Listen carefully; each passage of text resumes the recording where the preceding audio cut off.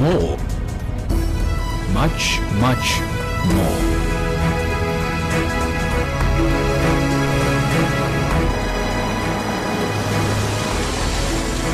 I don't know who you are or how you know these things, but one thing I'm sure of, you're in the wrong job. Here, call me tomorrow at 9 o'clock in the morning. I'd like to hear more from you. Are you ready for your big break? The East African, understanding the region.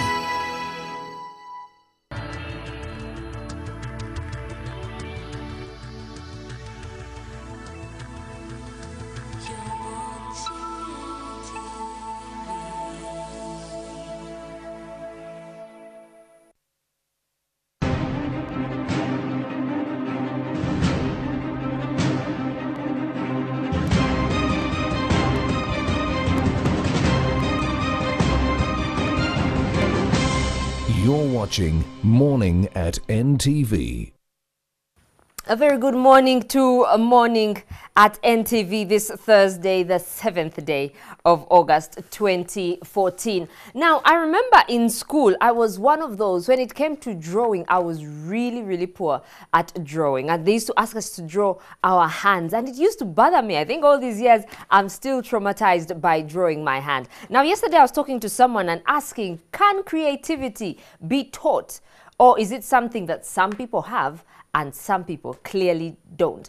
And this lady, who is actually a lecturer at the Makerere University, said that, well, it may not necessarily be taught, but it can be nurtured. Whatever, everyone inside of us, we have something that, if squeezed, some creative juices can come out today. So Morning at NTV today is here to squeeze those juices you may have. You may not be the most creative person, but there is something in you that we can help nurture, and you can become a better person. Well, this is a Morning at NTV. Lots in store for you today, including sport, including a bit of business, a bit of health here and there, and the big story, what is actually happening in politics. We'll kick off the show with our question of the day.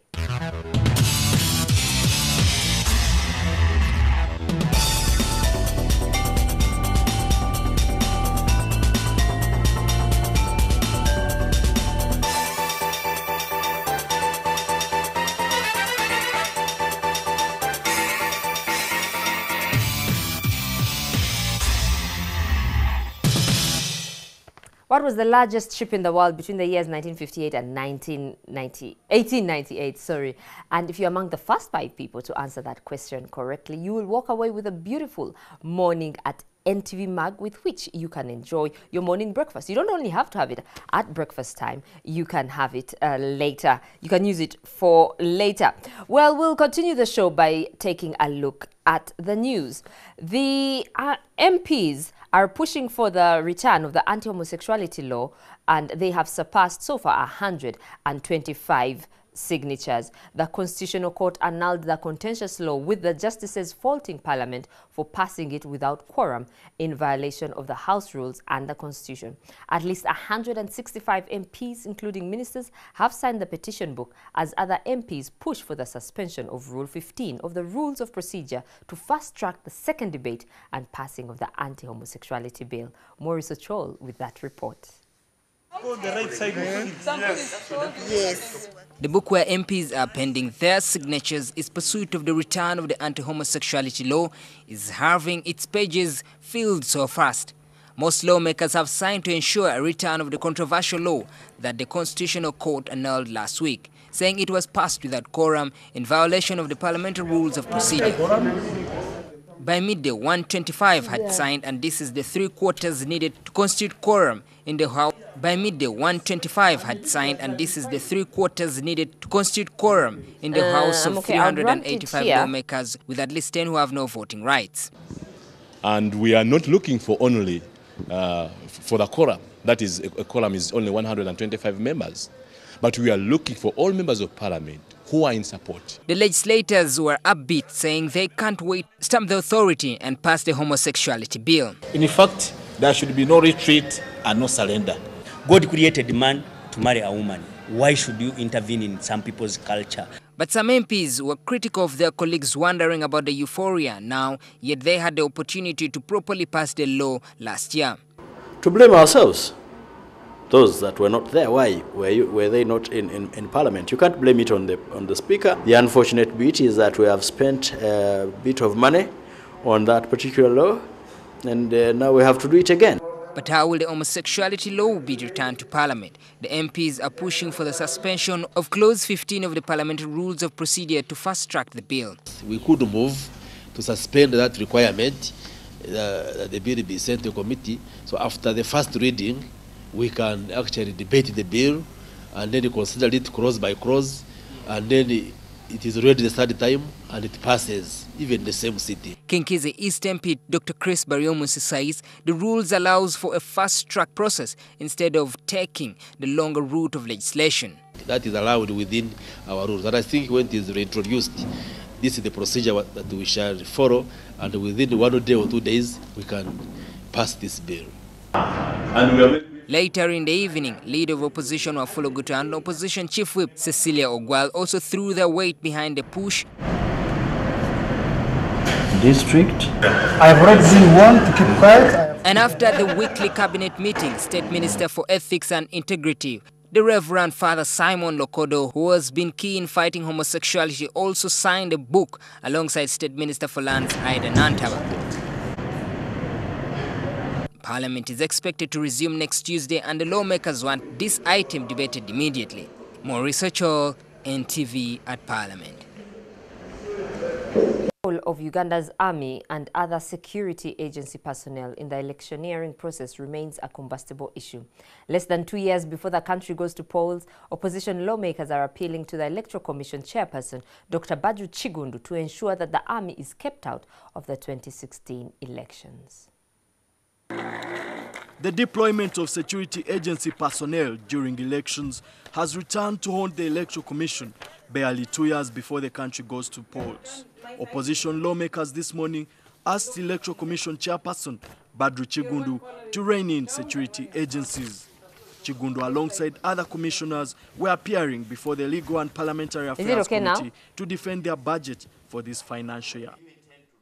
Bugweri County MP Abdu Katuntu argued that the army should not usurp the role of the police and does not have the constitutional mandate to keep sanity during elections. You cannot have free and fair elections when there is a lot of undue interference in the electoral process by security agencies, by RDCs, by district internal security officers, by policemen, by the army. Katuntu said the polls cannot be free and fair if the army steps in to skew the election in favor of the regime. They have allowed security officers to interfere with the electoral process, and we condemn that. The role of the army in Uganda's checkered political history became nuanced after the NRA captured power in 1986. Since then, the ruling party has tried to keep a delicate balance between an army that's serving both regime and state interests. It was in this same breath that Chigundu said the army will only be called in to restore peace if the police is overstretched. If there are areas where the police feels it is weak, it will call for a sister arm of the security to assist it with our clearance. Chigundu also revealed to the committee that the electoral body has a budgetary shortfall of 63 billion shillings for the 2016 elections. Fears are also abound that the biometric data, which is meant to cure rigging during the 2016 polls, could fail. However, Chigundu said the equipment, which is worth 100 billion shillings, will deliver the 2016 polls. The Medicines and Health Services Delivery Monitoring Unit in the President's office has caused the successful prosecution and conviction of 76 medical workers for stealing drugs in government hospitals and health centers. Minister for the Presidency Frank Tumwebaze made the revelation while appearing before the Parliamentary Committee on Presidential Affairs to deliver his ministerial policy statement with a 39 billion shilling budget. But the minister had an uphill task, convincing the MPs to approve 1.5 billion shillings for the Health Services Monitoring Unit to inspect 350 health centers. It emerged that 76 medical workers could lose their practice after they were convicted for stealing drugs in government hospitals and health centers. Minister Tumwebaze informed the committee that the Medicines and Health Services Delivery Monitoring Unit in the Office of the President has successfully seen the prosecution and conviction of the medical workers. Should we leave people that they are doctors, yet they store, and courts have found them guilty? Whether they can come back and serve is a question for the public service to determine. But it is evidence to tell you that there has been rot in the sector. Out of the 155 cases, the courts convicted 76 medical workers. 18 cases were dismissed, 7 are acquitted, while 54 cases are pending in court. The unit headed by Dr. Diana Twine was allocated 1.5 billion shillings for its monitoring visits to 350 hospitals and health centers. But some lawmakers say this is too much money. I was looking at 550 million for the wages of only 7 people. And then you look at their non-wage expenditure rising to about 855 million. So the ratio of expenditure per unit closing to about 4,280,000. They've stopped theft of drugs, okay? They have made health workers, those who had embezzled money, to refund the money. And this person is using nearly the same money that is required to run this health center for about 3 months. Some MPs claim that taxpayers' money was being used to promote the NRM party. Minister for mobilization and whatever he is mobilizing, I don't know what you are doing. Would you tell this committee whether you think you are useful? You are being abused by doing nothing. Is how does the taxpayer start paying for implementation of the NRM manifesto? This is absolute madness. The NRM manifesto, it's not partisan. The NRM manifesto is the dominant document that was bought.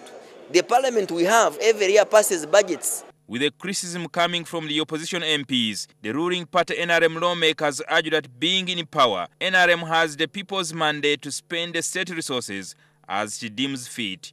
Jingo Francis, NTV, Parliament. About 300 officers of the Uganda People's Defence Forces are on a mission to fight poverty. According to the Chief of Defence Forces, General Katumba Wamala, the army is set to actively participate in the agricultural sector, taking over the role that the National Agricultural Advisory Services was earlier assigned before the President directed that the body be dissolved. After 2 weeks of training from Makerere University, they will be assigned to constituencies all over the country where they will be attached until the Ministry of Agriculture sees that there is a change. The UPDF officers are here in this room not to talk about fighting Kony, Al-Shabaab, or even Boko Haram. They are here to fight a common enemy that almost many Ugandans have, that of poverty. They're now going into agriculture. So you are going to be the front, the first echelon in ensuring that this enemy is defeated. Take this as a mission. As we do our combat missions, this is a mission. This is your mchezo. So please, when you are in the middle of the lecture, put up your hand and say, hey, stop there, can you repeat that? It is back to class for about 300 UPDF officers at Makerere University School of Agriculture and Science, where they will undergo 2 weeks of intensive training. It does not mean they are going to be trained in agriculture so that they take over the extension service or the agricultural services. No, it is basically to give them the basics. That's why they call it induction. Sarah Kataike, the Luwero Triangle Minister, says 53 of the officers on this project came from her district. Kataike said that for 1 year, the soldiers proved their efficiency in a similar project. Distribution of inputs in a timely manner, and they were non-discriminative, and they ensured they supervised up to the last person. This is what has been lacking in the NADS. The Agricultural Ministry has called the integration a milestone in the development of Uganda's history. Instead of getting, in fact, our army redundant, we have now been able to pass the baton to them. If we couldn't fail in Somalia with those challenges, we can't fail working in partnership with the Ministers of Agriculture, the Ministers of Luwero, and all the willing Ugandans. During the celebrations of Heroes Day in Luwero in 2013, President Museveni responded to the cries of poverty of many veterans and serving soldiers. And when NADS was disbanded, he decided to let the army give the project a try. They are highly dedicated, they are disciplined, and they are ready to deliver. General Katumba Wamala says they are ready to tackle any challenge with the discipline that is required of every soldier. Florence Halimba, NTV. You're watching Morning at NTV this Thursday, the 7th day of August 2014. Time now to cross over to the gentlemen, Simon, Joel and Brian, to find out what's making news in today's papers. Good morning, Simon. I can see you with the Daily Monitor. Tell us what is in it today. Well, an interesting picture of President Yoweri Museveni ensconced between the American first couple, Obama, Michelle, and Obama Hussein Barack. Yes, here looking all suave and of course tie matching Michelle Obama's dress, which is almost a lime green dress that's coming more towards yellow. And of course, when you get into the inside pages, very many other pictures posed with the same couple coming in from a dinner that the first couple of the U.S. hosted in honor of African heads of state who are in the U.S., possibly ending their deliberations today. And yes, more again. In other newspapers, we've got, interestingly, 2 copies of the Independent magazine and, yes, the usual red paper. And that's what we'll be reviewing this morning on Morning at NTV's Press Review.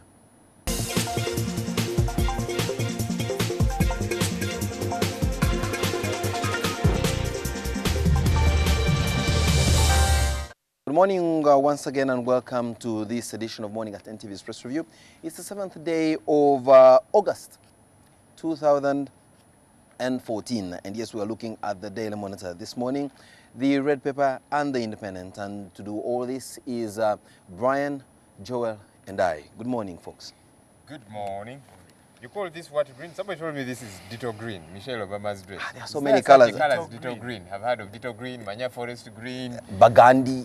You know, there's this one, we knew our 12 colors. Lilac. We knew our 12 colors. Black.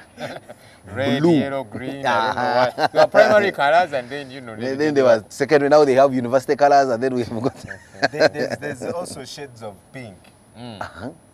Hot pink. And especially men. So what so is this? Is I don't know. Gay pink. Men especially, we find it hard with colors and some of these things. I was organizing a function with some friends of mine and the ladies were, you know, were trying to find out which cake to do. The ladies were saying, Mabo, Manya, I don't know, Forest, I don't know. And the guys who said, you know what, just make sure there is cake. No, then there's this one which is called the Black Forest, and here the thing appears brown. So I'm asking myself, where does the forest come from and how is this called black? I've never understood. Inside is, it's actually a black cake. And then the forest? Yeah, it has a bit of brown and, you know. We're still thinking. Now, there's actually, they've just brought a white forest. It's at Java, White forest. It's a new Kalango Whose Kalango is that now? Now for me. I know he's assured of a free breakfast after here. Attorney General, the Honorable Peter Nyombi, never ceases to amuse, and one of his latest is that he will appeal the judgment over the Constitutional Court ruling on whether or not to return former Chief Justice Benjamin Odoki back in the fold as Chief Justice. So it is here as the headline story in the Daily Monitor. Your Attorney General is going to spend some of your taxes to appeal this ruling. But what's wrong with him? Justice Odoki has come out to say, look, I'm giving up this position. I'm letting it, you know, be taken up by people who have applied for it and so on. So whose battle is this gentleman the Attorney General. So what? The gentleman who is trying to fight for is saying, look, I've given this up. Those who have applied for it is being a gentleman, I suppose, you know. Why didn't he say anything when it all was appointed? Better late than never. But for me, my point is, after he has come out to say that, why exactly is the Attorney General? I think that is intransigence of the highest level. For goodness sake, accept defeat. Odoki still wants to be Chief Justice. We know that you are related in more ways than one to the Honorable Peter Nyombi. No, we are not. So please, when you go back into your... when you come... That's why I'm actually very disappointed. When you gather those Bururi fireplace with barazas, our chief, Mogeza Utamanyanda, and then of course with Peter Maiga, Mayega, I don't know how to pronounce the name, the brother of Peter Nyombi. When you are down there, please have a discussion and try to rein in on yourself so that at least you know, the other one was at Makere, crossover from UPC to the NRM. He is becoming more NRM than anything that ever was in NRM. The Attorney General, people are accusing him of being extremely overzealous and sometimes incompetent in his job. Then of course we have... I like his brother though, my namesake, Dr. Senyonyi at UCU. Though of course he's being hounded for expelling girls for getting pregnant. For goodness sake. You knew about that. Where does Ntembururi cause controversy? This man Here causes controversy here in this place. You know. No, but you see, that's what happens when you're movers and shakers. Sometimes you move things the wrong way. You know, I guess what Peter Nyombe is riding on is what is in the Constitution, the provision in the Constitution, and you can be reappointed if the president. But the Constitutional Court has the Constitutional Court that spoke. So. But then why? Then they should remove that from the Constitution. So you kind of want to understand where Nyombe is coming from. But no, I think it's just, you know, he's saying if I'm to go down, I'll go down kicking and screaming, which is not a very good, you know. But for me, I personally think this is an insult to all the other, you know, judges and potential chief justices. Why are you struggling to make a man, this one man... Which man is saying, look, I have given it up, it's okay. It's okay. And the commissioner sent you names. Why aren't you giving those people an opportunity to lead? So, well, if you look close into the business section of the Independent magazine, there is also another race going on at Uganda Revenue Authority. The race to succeed now outgoing Commissioner General Allen Kajina. So it's not always easy exiting the top. You can see now, when talking about being at the top, we are seeing an interesting spread of pictures in the on the second page of the Daily Monitor. African leaders and their spouses, some of them, and some with their daughters, others alone, posing with the Michelle and Barack couple at the White House. Interesting pictures here. One that really caught my eye was that one of King Muswati and his queen Mbikizi. Now, of course, the questions abound of this is wife number what. Then, of course, more interestingly, he just got married again. I lost count because I mean every year there's a reed dance and from there he picks a bride. And you know he builds a palace for each of those, and his country is one of the poorest in Africa. No, I'm thinking is it? It is. No. Is it?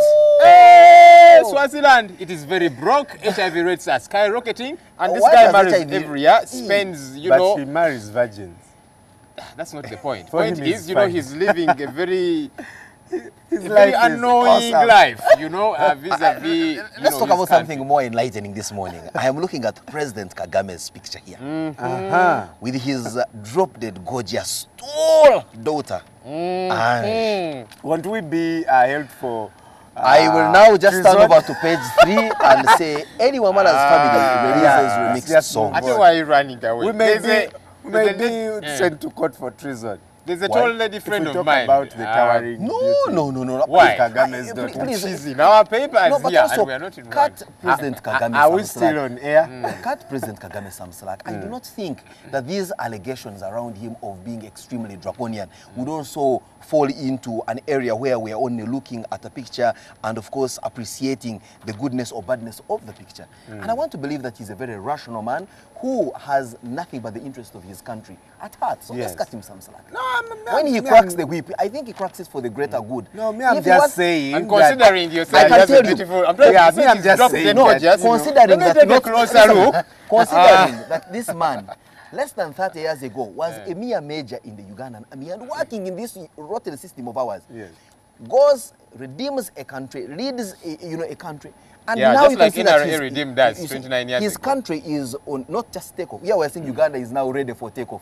His country is at 30,000 feet above sea level already, you know, in prosperity. And one asks themselves, had they not gone in 1994 and they had stayed here, do you think they would have used what they are using now down there to make that country be what it is? Would they have used it here? Do you think Uganda would have been any better? Are you saying hadn't we helped them? Even that be as it is. You know how nice it feels when you help somebody. I pay school fees for some people. You know how nice it feels when you pay for someone's school fees and you see them succeeding and all that. For me, that's the greatest joy. But do you know how bad it feels when you help somebody? Like we've been helping some people for over 20 years in a civil war. We finally give them independence. 6 months down the road, they are at each other's throats. Now we are there pacifying a whole place. So clearly you can see that you must cut some slack and say, President Kagame, thumbs up. Salva Kiir and your group, thumbs down. Something that got me livid this morning, experts want government to extend maternity leave. Now, you know maternity leave is 3 months, you know, and they are saying, look, we should give ladies 6 months to allow them breastfeed. And I'm thinking, you know what, I am not a father yet. And it's a good thing to allow the ladies a bit of time. Or you do not know that you're a father. At least no one has accused me of siring a child with them. But look, 6 months, I'm thinking, things don't say them on national TV. One time someone can come and claim. Bring it on, bring it on. I like what the lizard here says. Even fathers need time to feed breastfeeding moms. But I think 6 months is just... But there is a disarray, right? You need time to feed breastfeeding man, meaning that you need time to work even harder while you are breastfeeding 6 spouse. months, that's half a year. Can our economies handle that? I think No, our economy is possible, but it is you and your cooperative wives who don't think that breastfeeding increases, heightens their wear and tear, especially on these thorax regions. I don't know, dropped what I can level? tell you, even if government made it a compulsory law, these prisons will be full of women. The women will break that law. You think these women want to breastfeed for 6 months? I know a few. And afterwards, you will now begin to think size 8 has turned into 32. Then you go to campus size. Then That is what they think. No, they also do not want to carry weights over their chests and things like that. But anyway, bottom line is this is done in their best interest. And if you have had a discussion with a lactating mother, clearly you realize that for most of the part, these 6 months is not so much about breastfeeding, but it's also, you know, getting back on their feet, but also bonding with their child, especially given that How did our mothers do it? They didn't have the jobs that we have. Some of them were, and they didn't even have the luxury. They were working in the civil service where they went to work at 9, had a 2 hours lunch break and came back at 3 p.m. Having come home for lunch. So I'm still not for the 6 months. I think it's too much. There's such a thing as expressing the milk. You know, after 3 months you do that, and the child still uses breastfeeding. Breast milk and that kind of thing. I don't know, throwing out ideas out there. Man, you know, there is eating matoke that has been mashed using a mingling stick. But then there is also eating matoke that has been prepared in banana leaves and has been mashed and has been kept on the fire. So both of you could be eating matoke, yes, but there's that oomph that is added by the kuobesa, which I think is the 6 months that we're talking about with the lactating mother. How about that? Well, yesterday I hosted Dr. Dr. Fred on breastfeeding, so she'll be giving passionate about that. Yeah, she works with breastfeeding. She's probably going to hound me for saying no to 6 months leave. Yeah, she's going to have a workshop on Saturday, so women can go there. And men too. Mr. Omolo, second announcement from Brian Molondo this morning. One was for Javas, another one for another conference took place. Kindly pass on the bill to him. Uganda may fail to attain some MDGs, says a certain report. What are these MDGs? Get yourself a copy of the Daily Monitor and find out what are some of these Millennium Development Goals that Uganda may fail to attain. Key among them is, of course, related to what we're talking about, breastfeeding mothers, that's maternal health and, of course, infant mortality reduction. What have we achieved so far? We've achieved, well, for me, to be very honest, where I sit, I come from a school of thought where I was worried about the Millennium Development Goals as an individual. I have not really acclimatized myself with how much this country has taken in terms of stride. But one thing is for sure, there is greater access to education, there is greater access to healthcare. What kind of education? What kind of healthcare? Okay, the numbers are there. We were debating a little bit before we came off the show, maternal healthcare, for example. You see, the requirement, according to the MDG goal, is 131 per 10,000, brew is running out of my mind. But you see, currently, we have 438 mothers who are dying per 100,000. And we are saying, look, this is still wrong. And you see, sometimes the statistics can be deceptive.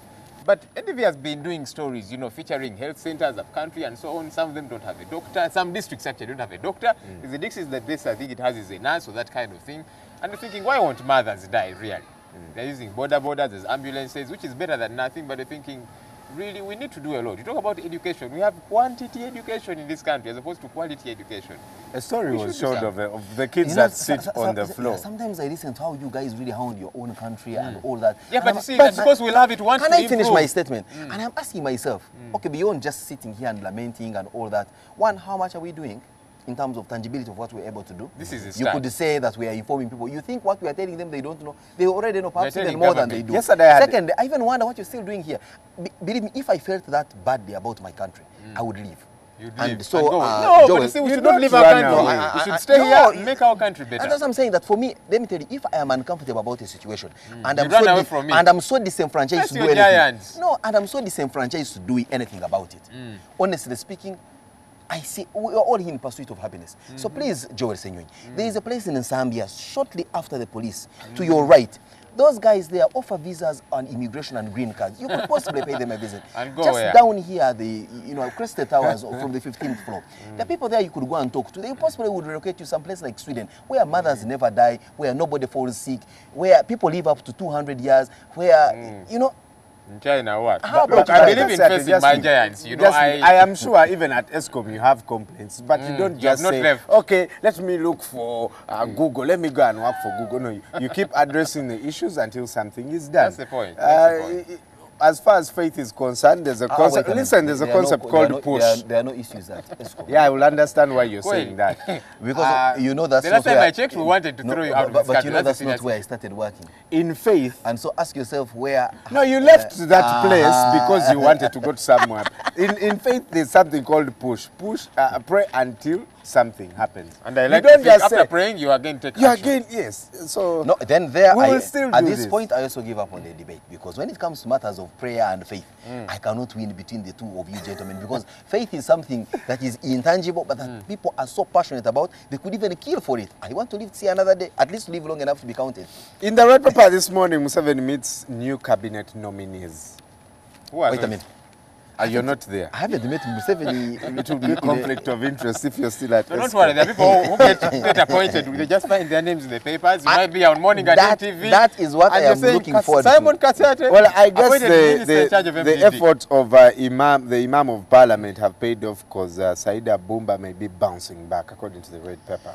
So after looking through the Muslim folk and all that, they realize that the best they can do is go back to, you know, those who were there, and there's no new. They know the system, they know how it works, they understand the delays, they understand the... I am seeing a picture of my honorable MP, one Jim Mwezi. We understand he's bouncing back. Even Mukula, I'm told so. I don't know. But rumors all over the place. Then let me start organizing a party for we of Rujumbura to congratulate. You know, having another minister is not a bad idea. I see right Honorable Mbabazi there. Is he coming for vice presidency, for assistant to the deputy president? That's why you need to get yourself a copy of the red paper and read it for yourself. Okay, you'll help me with it after the show.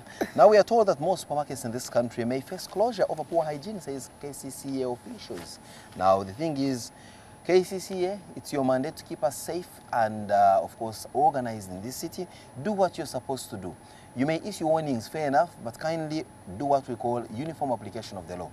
Do not allow one supermarket to be unhygienic and you leave it open, while another just defaults on a little something and you close it down. We are closely watching. We support your actions to sanitize this city, but selective application of your rules is something that we are very keen in ensuring that you uphold.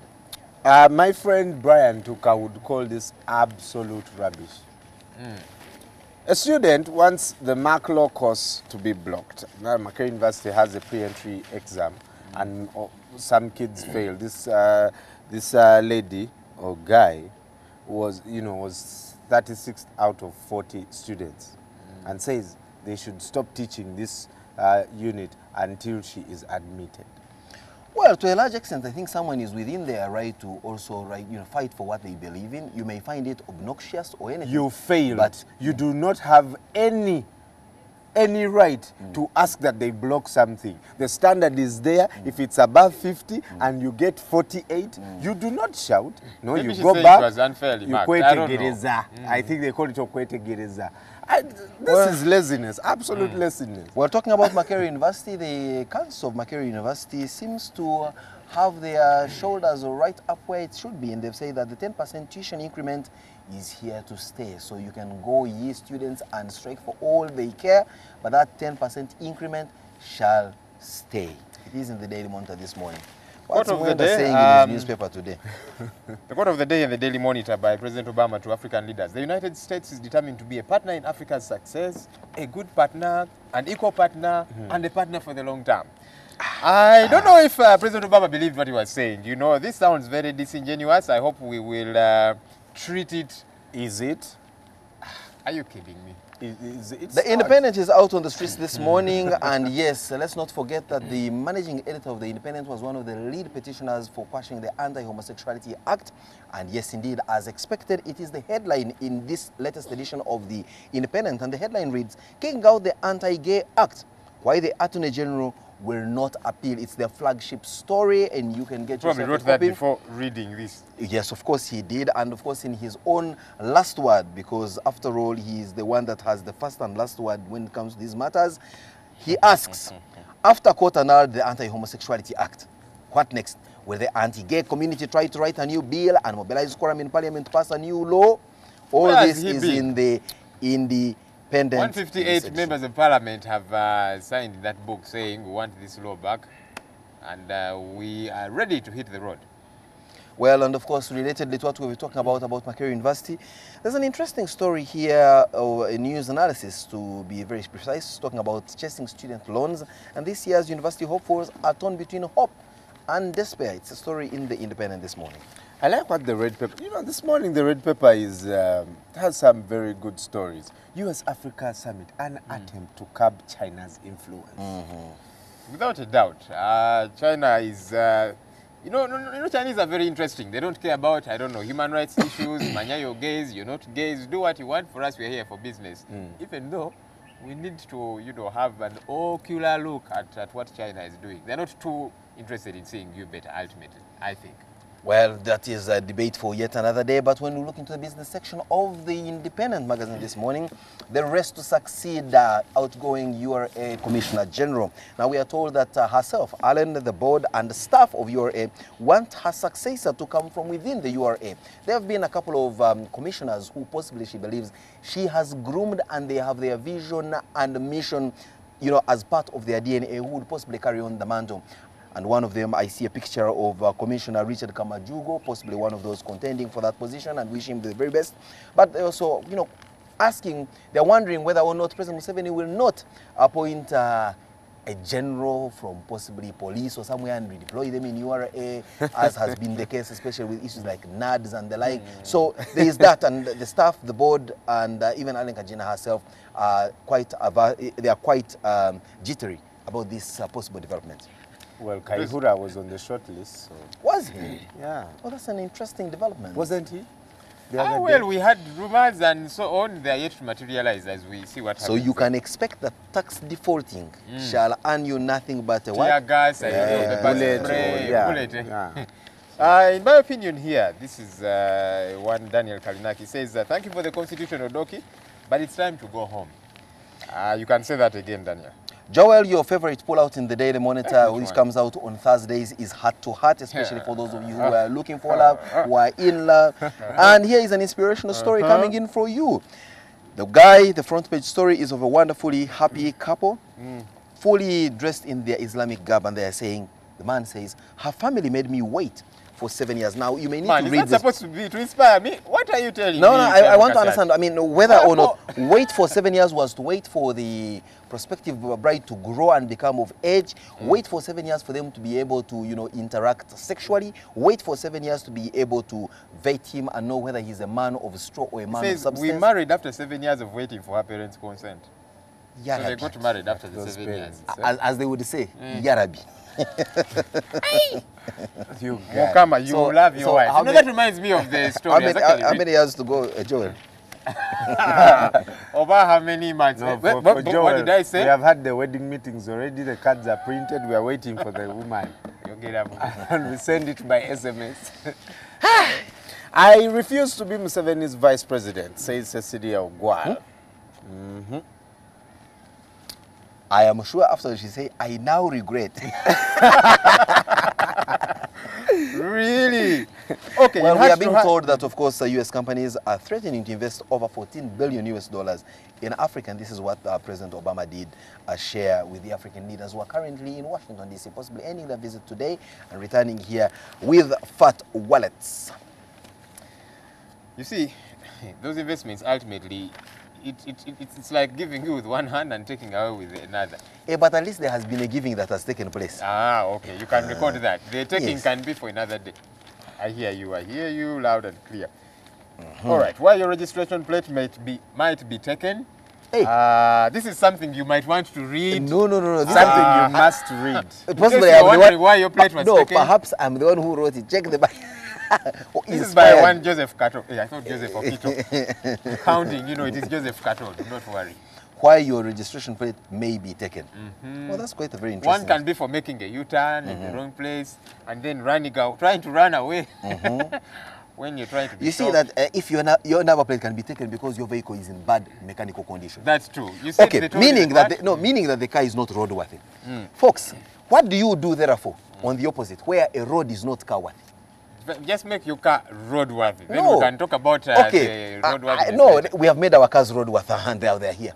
Now the roads are not car worthy. What do we do? Make 'Cause noise, the do police, whatever no, you the can. police is taking our analysis because our cars are in bad mechanical condition. So what should we do to the police when we find the what should road? you, for you, what should you take away? What should we take away? I don't know. That's the $1 million question.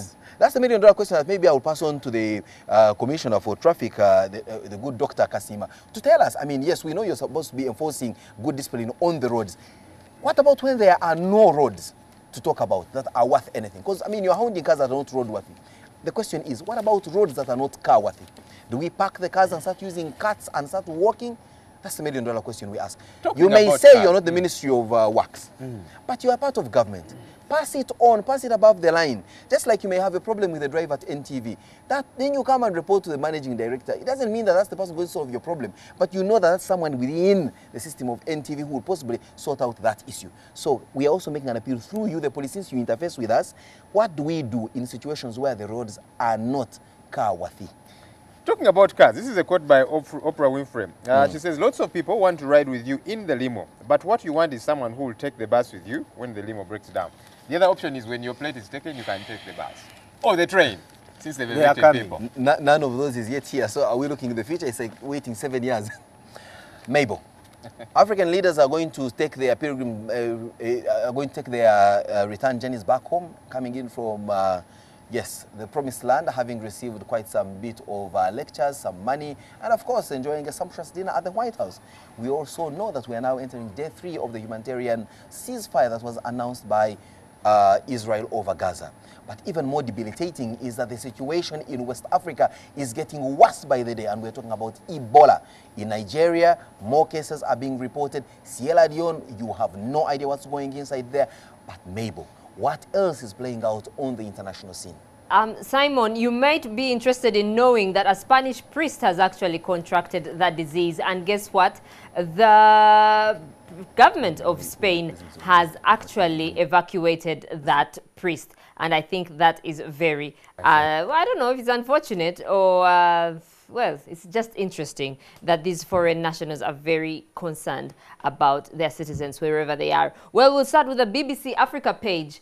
Oscar Pistorius, the trial is set to conclude today. The arguments are going to start later today. Oscar Pistorius was is charged for killing his girlfriend. He says it was an act of self-defense. He thought she was an intruder. We are going to see some of the best legal minds in South Africa. Jerry Neal up here, as well as Barry Rowe down here as the proceedings, as they both present closing arguments. Also on the BBC Africa page, Liberia declares a state of emergency over the Ebola virus. The Liberian president has declared a state of emergency as the country grapples with this epidemic of this hemorrhagic fever. She says ignorance and poverty, as well as entrenched religious and cultural practices, exacerbate the spread of the disease. Also on the BBC Africa page, Barack Obama hails the new Africa that is emerging. He was meeting over 40 leaders, African leaders, at a summit in Washington. The talks covered security concerns and corruption, 2 areas that he says have held Africa back. And indeed, I couldn't agree more. On the CNN page, a nurse in Nigeria, a businessman in Saudi Arabia, and a priest in Spain all have been confirmed to have the deadly Ebola disease. And now, according to the World Health Organization, 932 people have actually died. This is just going on and on and on. Now, regarding the Gaza truce, we had talked yesterday about a 72-hour truce. There is no peace deal yet, but no fighting either. So I think that's a good thing. Officials from Israel, as well as Hamas, the Palestinian Liberation Organization, and the Islamic Jihad met in Cairo and on what is being called experimental discussions in order to consolidate this ceasefire. On to the Sky News page, the Ebola drug ZMapp is not ready for Africa. Now, I think this is a very unfortunate statement to come from the president, Barack Obama. He says, yes, the drug is there, but it's probably not yet best for Africa. And indeed, what Africa should be doing is strengthening their health centers. But the Americans have the drug. The 2 people who were flown back apparently are improving. So I don't know what's up with those people anyway. Now this is an interesting picture of a farmer here somewhere in Kansas.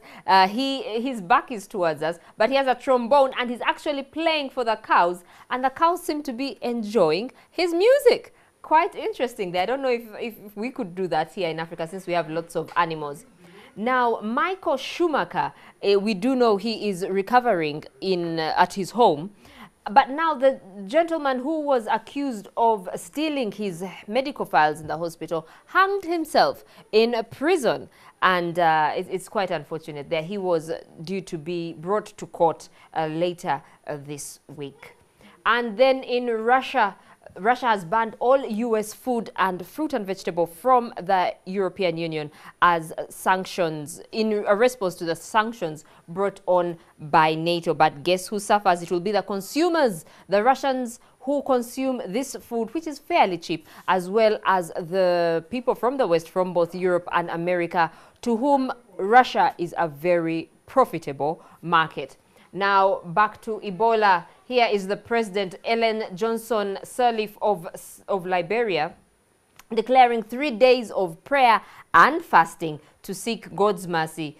And she wants all citizens to fast between 6 a.m. and 6 p.m. Starting Wednesday. It's a 3-day fast. And yeah, we do hope that this outbreak will somehow be contained.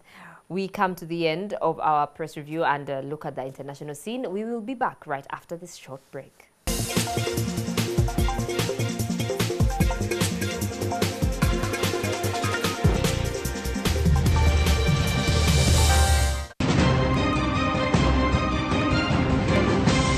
You're watching Morning at NTV with Simon Kasiate, Mabel Kebirunji and Brian Molondo.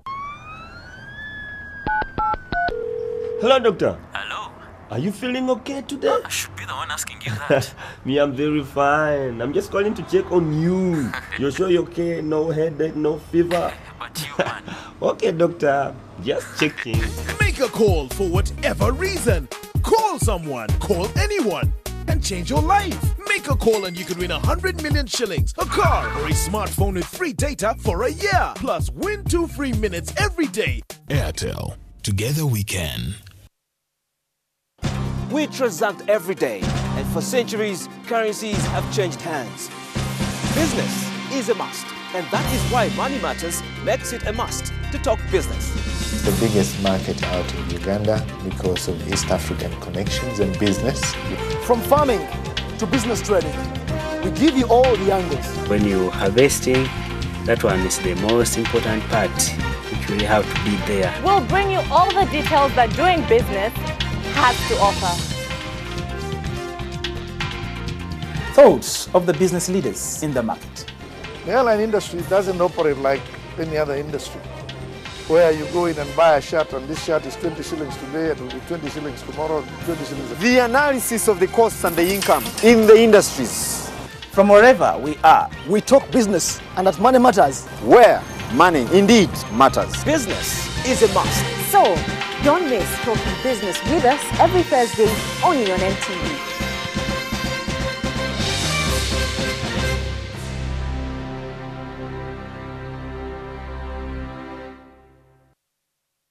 You can bring everybody in parliament as long as they can wake up and vote for their NRM. As long as the voters exercise their rights to elect their leaders, there was no need for term limits in Uganda. I know him. I know how he operates. I know how he thinks. There are ways you can go around these obstacles. Why should I conduct myself as if I am Muyai? It's absolutely true. I admired President Museveni.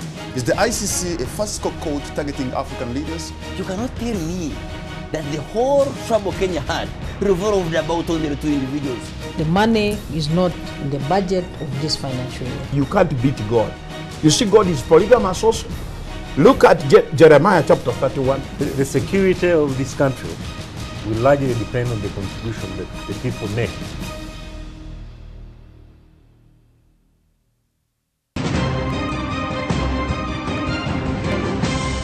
You're watching Morning at NTV with Simon Kasiate, Mabel Kebirunji, and Brian Mulondo. Welcome back. You're watching Morning at NTV this Thursday, the 7th of August. We now cross over to Simon, who is standing by at the Kampala Serena Hotel rooftop for today's big story. Good morning, Simon. Yes, good morning once again, Mabel, and yes, thanks for joining us to this edition of Morning at NTV's Big Story. And yes, we're talking matters of human rights. Not so long ago, the Parliamentary Committee on Legal and Parliamentary Affairs did hound members of the Uganda Human Rights Commission, alleging that they are not up to the task. Why they had arrived before it to, plead for an extra 9 billion to buttress the other 9 billion that had been offered to them by government to effectively carry out their job. And of course, the parliamentarians had a number of issues to raise, to which the Human Rights Commission does strongly disagree. So this morning, we'll be having a discussion with them, throw some more light on exactly what the Uganda Human Rights Commission does and whether or not they are perceived to be up to the task when we return.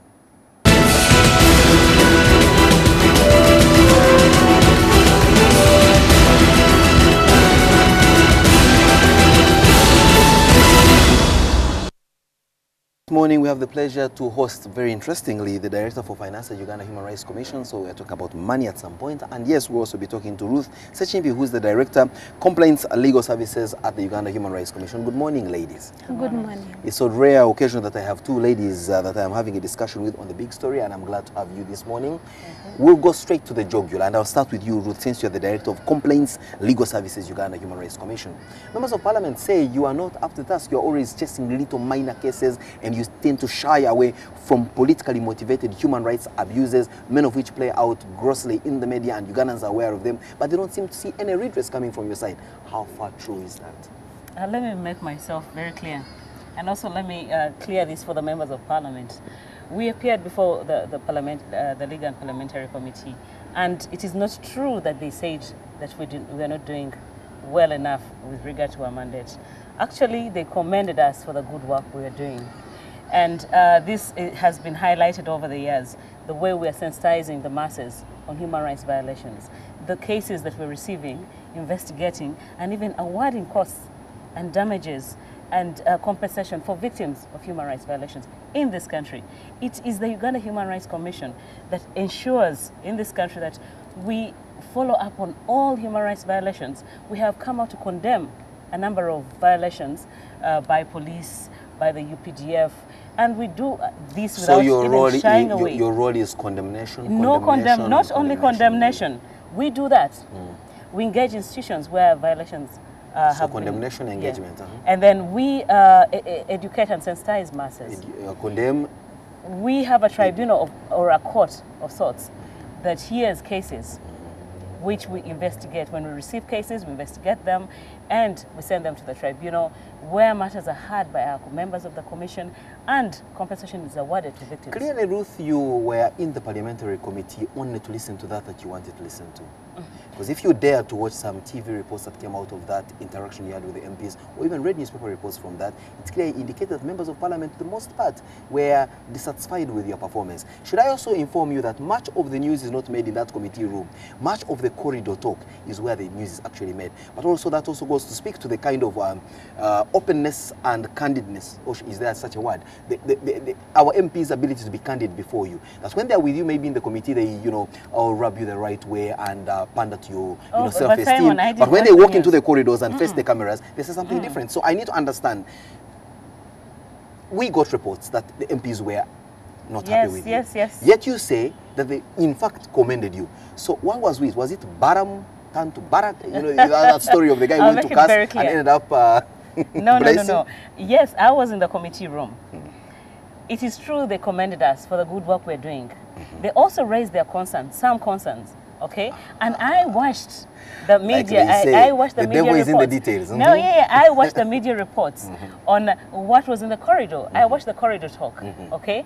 And it was just, the media also has a duty to impart information and to report responsibility and report facts. But I don't want to blame the media right now. I just want to You wouldn't win here. I know that. Here you are in a Dracula's court and you have the blood that. But the in your bag. reality of the matter is the media should have captured everything. Yes, there was a clip. That was just a piece of the whole puzzle. And if someone had cared to report responsibly and everything, you would have actually realized that the commission came out to highlight a number of issues. You're describing subjective reporting. And for the most part, the media I wanted does objective reporting from the media. But what you just described is subjective to Ruth. No. Because now you're using your own parameters. But let me turn to Margaret here, who's the Director of Finance.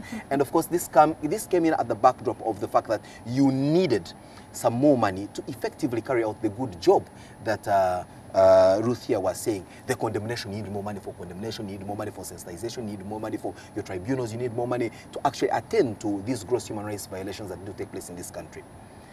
To what extent are you short of funds as a commission? The commission has actually a strategic investment plan, and we are implementing that plan. The annual work plan and budget is drawn out of that, and we need funding. Now, what we've got, the 9.7 billion, is just half of what we need to implement the annual work plan.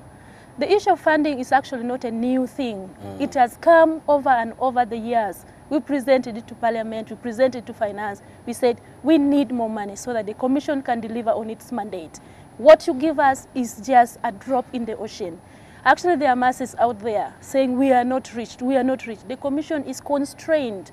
The local person in the grassroots needs to hear about human rights services.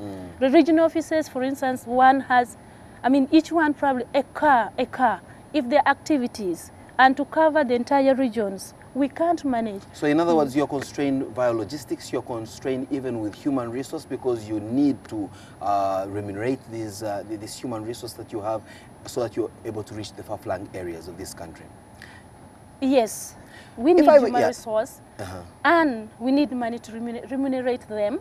We need logistics like cars to reach the grassroots. For instance, a region serves about 15 to 17 regions, or districts. So you find that one vehicle, and if activities are to run concurrently, it wouldn't really be enough. One has got to wait for another to come so that they may go. So all this rotates about money. Of course, we get some funding from the development partners.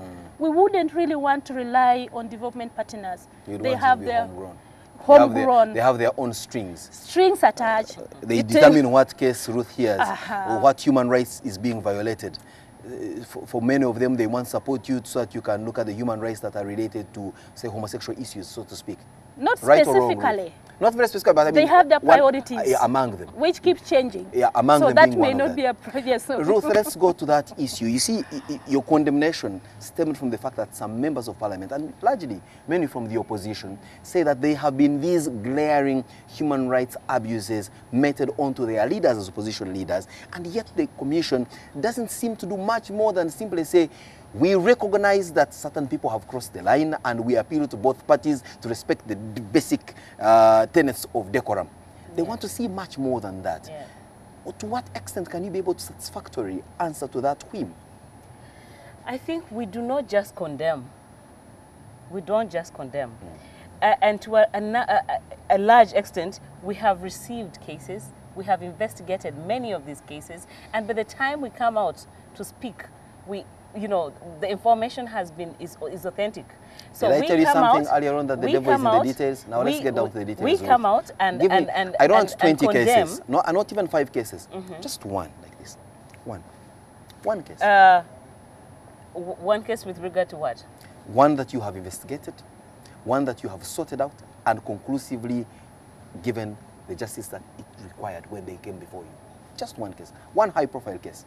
One high-profile case. Can we take a break so that we can think about it? No, I'm not going to think about it. But you see, some of these details you don't give on air. Why not? Okay? No, you don't do that. We're talking about transparency. No, we're talking about transparency, but if you want, you can come and I show you a list of a number of cases. And let me tell you something that you should know. Whether high-profile or low profile, as you may call people, individuals are still individuals. Yeah, that's human for sure. rights violations are still human rights violations. Whether someone is a minister or a peasant from my village, they are all very important. And we take these cases not on the importance, not on the importance of someone, but because there is a human rights violation. Let's also be very specific on the kind of into that, the details. because every person is very important and every case is important. Nice way, you are actually a very good lawyer here, Ruth, but let's push further even for the details. What kind of cases make the bulk of those that are reported or brought to your attention? The bulk of the cases with regard to the deprivation of the right to personal liberty, that is the detention of people beyond 48 hours, okay? Then the torture, that is beating up people by state authorities and all that. Those ones top the list. And then the issues of child and from those abuse. top cases, you Yes. you even feel very constrained. Just share with us just one, because many of them have been played out in the media. They are Yes, if you glaring. played them out in the So media, we then want to know, it have is you very clear that you... beyond what we've seen in the media as a human rights violation, we've also seen threats that are by the victims. I will report this to Human Rights Commission. Yes. Now we're asking from the Human Rights Commission, when it has come to you, one case that you've adjudicated to a logical conclusion that There's so should many. give people the confidence to come to you. Because the reason I'm asking you is for you to make a kalango for yourself, not paid for. That look, when you come to the Human Rights Commission, you're heard, you're treated with basic decency, no matter what kind of profile you have, and to show that we have handled. This is one case we've handled of a high-profile person. This is another case of a low-profile person we've handled. We handle across the board. The floor is yours, madam. I still insist on the fact that it is wrong for me to start pointing out cases of high-profile people and low-profile people, or you want the high-profile just because they're high-profile people. I think it is wrong. I have a list here of a number of cases that we have handled. Yes, I can pick out one. I'll be glad if you But shared it with me, think- maybe for later yes, transmission. I will. to our I'll viewers. share that with you. Thank you very But much. I think if she doesn't, we I will lose- inform you tomorrow. But I think we lose the point, and that's why I don't want to go into that. We lose the point where you want us to capitalize on the few high profile, when actually, for me, I believe the vulnerable person is very important, that every case is very important. Every violation What is the state of human important. rights violation in Uganda? Maybe let me take you on a slope so that you can ride easily. No, this is, I'm enjoying the debate. I am enjoying it. What is the state of human rights violation in this country? Of course, you've had many people say this is a police state. This is a place where some other partners have described this as a hell for a certain group of people. Yeah. Can you describe Uganda to be that much of a hellish existence? Uganda, I will not say Uganda is a hell.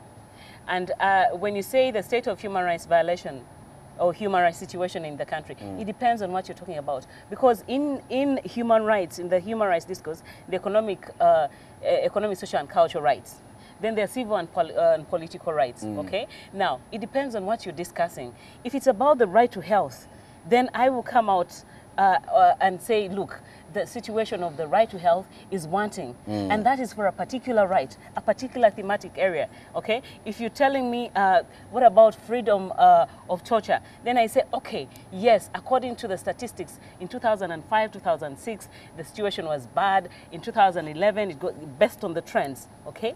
If you tell me the right to education, I'll tell you that the right to education in other words, is it wanting. depends- So you it can, is it depends on thematic the theme, on the thematic, because human rights is cross-cutting and it's very wide. I So will you- return to you. I'm disenfranchising Margaret here, and sorry. that could be a case of human rights violation. Okay. I do not have to bring her here, and she speaks for 1 second. Sure. Margaret. Yes, please. Of course, we know that the Human Rights Commission is not a communion of saints. It is also dogged by the same malaise that affects different facets of our society here. And key among them is corruption. And corruption seems to play out very much in places like yours, where the finance department or directorate is anything to go by. And I worry many times is when you come and clamor for an extra 9 billion Uganda shillings, is it actually going to go where the mouth is? Or are we going to see cases where you may channel the money into other uncharitable things that may not be towards the furthering of the good cause of the Human Rights Commission? How can you assure us that you are as prudent and frugal as it gets? Thank you. At the Commission, we tolerate no corruption. As much as it's rampant everywhere, in the Commission, we don't have it. That You are one, a communion of we wouldn't say we are saints, we are human beings and we are living on this earth. But you can check our audit reports for the last so many years. Mr. John Muanga, I need a copy of that report on the Human Rights Commission. We've not got any qualified report. Our reports are always clean. And actually, at a certain point, how do you do that? It's just basically keeping the discipline that is required. We have the guiding principles, we have the financial management policy, and we make sure that staff are supervised. The controls are in place. Staff are supervised. One of the major causes of corruption largely is low remuneration or perceived low remuneration by staff members. To what extent are your staff members adequately remunerated in such a manner that their remuneration is deterrent towards such skirmishes as taking a little back here and there? I wouldn't say that we are really well paid, but compared to the main civil service, we are a little better. But the issue here is discipline and individual integrity. You know, I may choose to do something if I wish to, but so far in the commission, we've not had such cases. So it's basically about individual disciplines, discipline, and then the integrity of the staff. And we have qualified staff, really, and accountants. And you know, they are guided by the professional code of ethics. Same as we journalists, same as doctors, same as cabinet ministers who swear by the Bible before all of us. But at the end of the day, you see cases of corruption. But let me get down to the issue of how the money is spent. Many people argue that organizations like yours spend the bulk of such money that's supposed to carry out a very good job out there on things like, indeed, remuneration, allowances, symposia, workshops, engagements that are not very tangible, and of course, wonderful fuel guzzlers and the cost of the administration of the office. Teas, good lunches, just like the mandazis you ate when you were in parliament. You can see how well they are facilitated. And many times, Ugandans are always saying, yes, we don't have money, but even the little that is there is spent to facilitate a lavish existence by people who are supposed to be doing a hard job. Doesn't that bother you as a finance director?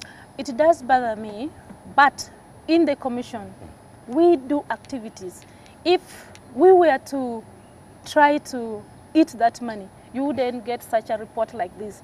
There would be no activities done because it's really little money, and we've got to put it to good use so that we can get value out of it. Of course, when you get to our office, for instance now, you find a flask of hot water. They don't give us sugar, they don't give us tea. We are not really, sugar or tea bags, but they give us hot water.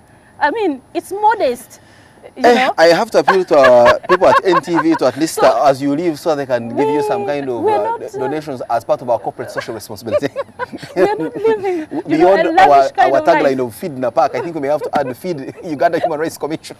That shows you we are not really enjoying so much as people think. Government institutions, people are there to enjoy lavish cars. We have old cars. That's one reason why we are having to reach all places. Yes, the cars are old, and that's why we want more money. We want to at least replace a few cars. The activities are field-based. Field-based. They are not in the office. Human rights. We need more money to get we some need more money. Sugar, No, to get some milk, no. at least some needle on the table. Water. And interestingly, you look extremely well fed. You can have the feet on my seat. We need to get to the grassroots, so we need a few new cars. Margaret, that's quite very heartwarming coming from you. But Ruth, as we conclude this debate this morning, we know that rights come strongly with responsibilities. True. That there is a right and freedom of speech, but there is a law against slander. That there is a freedom and right to movement, but there is a law on trespass. In your sensitization, do you inform citizens that while you are busy enjoying your rights, your rights stop at the point they begin to inconvenience another person's rights? And how do they receive that message, if at all you share it with them? You know what? Because for the most part, we see people who want to have a wanton enjoyment of their rights, and they don't give a damn on whether their enjoyment does affect the enjoyment of other people's rights. I think in your next incarnation, I think you should work with the Uganda Human Rights Commission. I'm impressed. You actually have I been offered a job here? Oh yeah. Thank you very much. You're actually articulating human rights principles. It is true that human rights go hand in hand with responsibilities. Quite often, the public demands for their rights. But they forget that they have a responsibility or responsibilities towards the other person. So where your rights ends is where your mind begins. They're interrelated. And you're right. Yes, you have freedom of opinion, freedom of speech, but when you insult me, then you're violating my right as well. So when we are training when we're sensitizing, we emphasize rights and responsibilities. If you look at our brochures and even the signposts we print and all that, we really emphasize responsibilities because we realize that many people demand, okay, now, many people know their rights. They are now demanding for their rights, but they forget that they have on their responsibility. Rights. So Ruth, I will now bring in the elephant in this discussion, which I'm sure you did not prepare for, but let me bring it in just for 1 minute and we close this debate. Yeah. What a way to end the morning. There have been arguments going on in some quarters that there is a right for you to choose who you love and how you love them. And let's not mince our words here. We're talking about the right to homosexual practice. Yeah. As the Human Rights Commission, have you received cases of people who feel their right to be homosexual has been violated, and to what extent have you been of help to them? Now, when it comes to homosexuality, there is no right of homosexuality. Hey. Okay? I thought it's a right to love whoever and you I want. think they haven't come out to say it is freedom from discrimination, the right to privacy, and these are the issues they're articulating. And it is not that they have come out and say the right to homosexuality. No, it is freedom from discrimination because they feel they've been discriminated upon. I can't get a job because people think I am gay. And then the society around me has shunned me because I'm gay, because of my sexual orientation. Those are the issues that they have been raising. And how have you been of help to them? And when these matters came, because before, remember in our penal code, it was an offense, or it is an offense, okay? Okay, it was an offense, unnatural offense, as it is stated therein. Then against the law of nature. You say it. Then the bill came in and it was passed. Okay. Now it has been quashed. Yes. Now it has been quashed, right? So that means there's some work on the table for you. There's well, we are waiting. We are watching this space, and we are also doing further research with regard to this particular issue. There you've had the members of the Uganda Human Rights Commission, Margaret Ejang, Director for Finance, and of course Ruth Sechimbi, Director, Complaints Legal Services. So now you know that when you feel your toes are being stepped on, in inverted commas, this is the place you should go to. That is if they have enough money to handle your complaints, because for the most part, they are grappling with adequate financing. We'll be right back with Simon Says.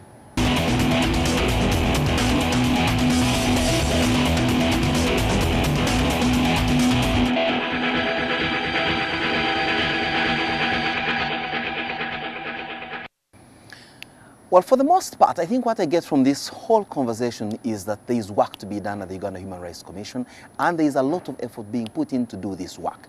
Of course, they are not yet in the promised land, so are we, so is everyone, but there is work moving on and it's progress in the right direction. Of course, a couple of bottlenecks stand in their way, and one key one is financing. Financing, financing, financing. Everybody will say the same. Be you in journalism or anywhere, or in a part of government, the question is financing. But beyond that, getting down to the issue of rights, you've heard it very clearly, even from the commissioner here, that rights and responsibilities are inseparable. That while you enjoy your rights, you must be cognizant of the fact that that right you enjoy carries with it a responsibility. And the failure for you to acknowledge that responsibility is the point at which you will begin to abuse another person's right while you enjoy your own right. Now, to what extent are you taking in this message?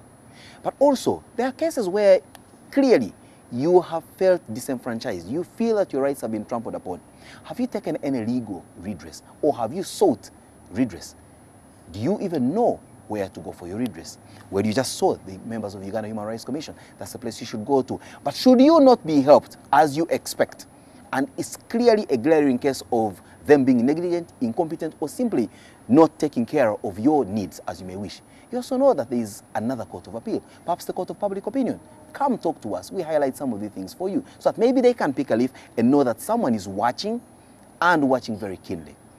Be that as it may, it's a wonderful Thursday morning. It's about to get rainy from where I am in Kampala, but that should not be reason as why you should stay in your bed and not go to work. I always implore you to get down and be productive in the sense of making a living for yourself. And the collective sum of a living for each one of us will be the collective sum that will propel this country from point A to point B. And I'm talking about point B in a positive sense. Have a good morning. God bless us. Meet tomorrow, same time, same place. You're watching Morning at NTV with Simon Kasiate, Mabel Kebirunji, and Brian Mulondo. Stand up to be counted. Brought to you by UBOS. It's your right. For better transportation, count for what counts. Census is here from 28th August to 6th September. When you take part in the census, the information you provide is used to make better policies and plans to improve service delivery in your community. Get ready to be counted. Stand up to be counted. Brought to you by UBOS. It's your right.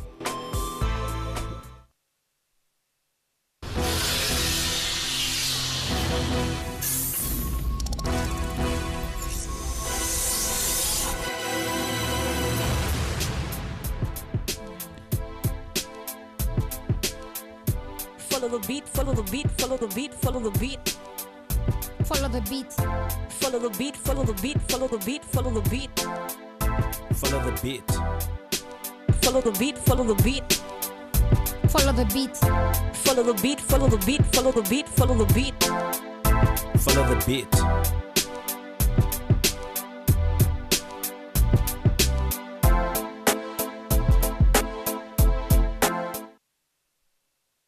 We transact every day, and for centuries, currencies have changed hands.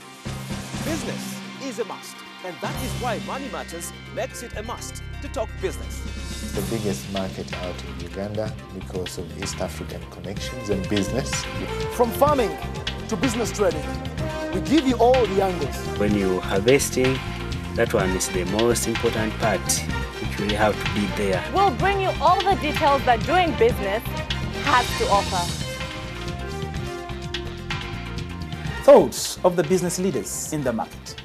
The airline industry doesn't operate like any other industry, where you go in and buy a shirt and this shirt is 20 shillings today, it will be 20 shillings tomorrow, 20 shillings. The analysis of the costs and the income in the industries.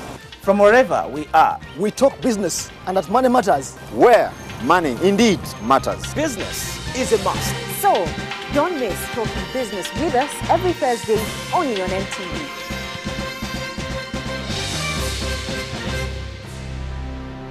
Place. The millionaire says his power is changing. One day, the next will cleanly. You know, they do have probably a better. Felix says right to homosexuality should not be. No servant will ever say, well, on plan for holidays. You should plan, and that which you plan as a parent to have children, mental skills. That holiday. You will say, please. There is no compromise. You know, you have to. You stand in a position, standing on the ground. Yes. And be adaptable. It's very important. An adaptable person will survive and thrive in any situation, and that's something we must make for our children. So when you take them to work in the slums or to see how people are in the slums, you get them, you take them to an orphanage to see how babies, they help work in an orphanage. You can set for your child a schedule to go to the orphanage 3 times in a week to help out. You know, so you are training them. They are character building workshops. You take them to those I do character building workshops. We start what is being proactive. You know, you teach a child from the time they are 5 years or 6, 7, what is to be proactive, to always think of solutions, you know, to always not think the world is against me, souls are against me. You are the acting force against that world. The world is not the acting force against you. Start training a child's mind to think the right way, to have the right attitudes to reach where you want them to reach. And it's very important. This holiday, I am taking children to the farm. Yes, I saw your Facebook. Yeah, tell us about Kalango for free. Tell us about Yes, I'm taking children to a farm of Mr. and Mrs. Mugisha on Mitiana Road. I spent my family, that is my kids and my husband, spent a weekend on that farm. You know, right. They grow rice, they do matoke, they do everything. And then when I was here, I was like, what? I must get the kids, the families I work with, to bring the children here and see and plant some cassava. But yeah, we just had human rights people here. Hey, No, actually, that's an inheritance we should give our children, especially here in Africa. You find an African child who's behaving like he's living in a first world country. From the US. No. When they've grown up in Karelu. We are just killing our children. Right. The circumstances that are surrounding us should dictate the way we should raise our children. And the thing is that we are facing poverty. The salaries they pay us are not enough. There are some kids who can't think of farming. They can't think of farming. It's for the poor. Yes, and that's the attitude, because as you know, they are telling us that the wealth is in farming. You know, so how can we? So through that farm visit, I want to shape the children's attitudes towards work. You know, they will be mentored, you know, on career. You know, to think beyond, to know that there's this whole world, big world of opportunities that is waiting for them. And it's not only in reading, but it's a combination of factors. Catherine, this morning, joining us from Mama Tendo. Mama Tendo is very popular, we all know it, and it's going to the... Man, I think I should come for that visit. But Davis Namisi on Facebook saying, thanks for the show. I want to thank Catherine because she helps children discover their talents. You can also get in touch with us on our Facebook page, Morning at NTV, or tweet us at Morning at NTV. You can also send us an SMS to 6565, and Catherine will answer those questions this morning. Well, that's awesome. How do you help, for example, you've talked about parents. Yes. I think parents who do not... The circumstances surrounding us are the ones that dictate how we raise our children. And some parents kind of forget, I think, where they've come from. Do you also help parents help their children? Yes. Because I've also seen that, you know, you find a parent, we don't want the life that we had for our children. Yes. So I think for me, when I grow and have kids, I want to spoil them because I didn't have that. So I want to take them to the farm, to Osimanya, what's that? Because I did that all my life, I don't want my children to go through that. Yes. Now, parents forget that you are where you are. You are successful where you are because of the way you were raised. Okay? Someone worked so hard to grill in you the attitude, the skills, the persistence, the consistency that has made you what you are. Yeah. You know? And we think we love our children so much. I love someone once said that, you know, when we are disciplining our children, we will say that, you know, I'm disciplining you, it hurts, but I love you so much not to let you flush your life down the toilet. You know? Sometimes in a bid to be so kind, we are setting our children an uncertain future. You know? I mean, you have to ask yourself, you know, if anything happened to you today and you are no longer there, can your child be able to survive in this nation where they are not going to give them free education or anything? Can your child be able to survive? That's good. Ask yourself. That's good. Give your child the skills. That's good. The skills. And not only give them, be there for them. Be there for them as you mentor them. And here I'll tell parents, I always tell parents, don't tell me how many masters you are doing.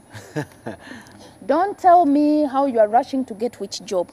If you made up your mind one day and said, I'm having children, please put that masters on hold and be there for that child. Raise them to be the right people. Awesome. Yes, that can thrive. We are talking about thriving. We are not about struggling. We are tired of struggling generations. We need to thrive. We need to thrive. And our children need to thrive. So parents, you are an important factor in the life of that child to make that child thrive. You are very, very important.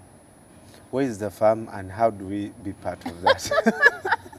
Well, this farm is quite interesting. The gentleman, I didn't only just choose the farm, but actually I chose it because of the gentleman. He was a deputy headmaster in Tare. He has been a headmaster. So he's really a man of discipline. He's a man of focus. He's written books about career guidance. And that's where I see our young people, our own children, starting to be guided from quite a young age. Awesome. You know, so that they are not confused about what they want to do or who they want to be. you know, and through exposure, and that's what this kind of thing, through exposure, a child is able to find out something within them that they can be. Okay, they find they are really attracted to this, they love this. We are going for a farming tour, but you may find that what a child finds interesting is something else even they will find there. That is not necessarily even farming. So I would really encourage parents, and probably parents can be, because we are going for that trip and you can check on our website, www.mamatendo.org, to find out more about that, or you can even send me an email and they will get to know more details about it. Is your 1-year-old coming? I don't know, he loves cars for now. So. For now he loves cars. Okay. Very passionate there, CEO, Mama Tendo Foundation, and I guess that's the passion that we all must have, not just for our jobs, but for our kids. My takeout: 1, you cannot postpone looking after your kids or developing them. You can postpone a master's or a PhD. You can actually fast-track those things, master's and PhD. But you can't fast-track looking after your children, fast-track inspiring them, and making them responsible citizens. We invest a lot in education and bettering our skills as parents, but not for our children. Maybe it's time to do that. Think about it. That's our role this morning. And Catherine, is there a chicken on that farm? Yes, there's chicken, there are eggs, there's rice, there's pigs, there's everything that will make a young mind, you know, stand out, you know. Right. And let me tell you something else. Children, up to the age of like 9, that's when their imagination is most, you know. So you have to use it. Yes, yes. Imagination is very important. It's a gift that we have to be able to imagine, to create a world that is not physically there, but which starts with our minds, and then we bring it to pass. Then you create it. But it starts in creating imagination in a child's mind. Uganda has produced its 2nd female aerospace engineer. Maybe she watched so many cartoons. I don't know what she was exposed to when she was young, but obviously she has brought it to life. It's a dream come true. After Winnie Byanyima, she's the next. Your child can start. Help them explore new horizons. Isma, thinking of exploring new horizons, is Di Maria. Tell us about some of that transfer and what we have on spot this morning. We'll talk about Marco Reus. We'll talk about Angel Di Maria and Falcao. There's that swap that could happen between Real Madrid and PSG. We'll talk about the return of the team from the Commonwealth Games, and also the change of captaincy in the national cricket team from Davis Arinaitwe to Frank Onsubuga, and a bit of cases as they go to Kigali for the Sekafa Kagame Cup that starts later this week. Well, it's 22 minutes on to 9 o'clock. Make sure you don't touch your remote. We'll be right back.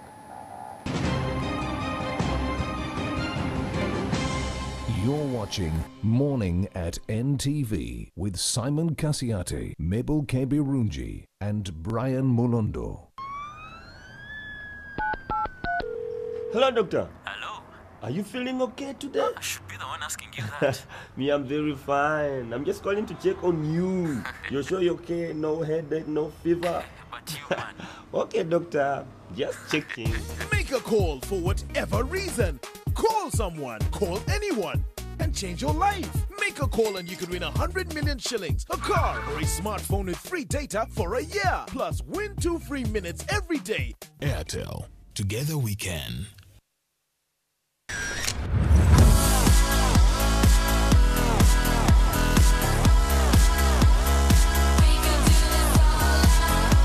Hi, this is Robin Kirsty. I've been gone for a minute, but I'm back.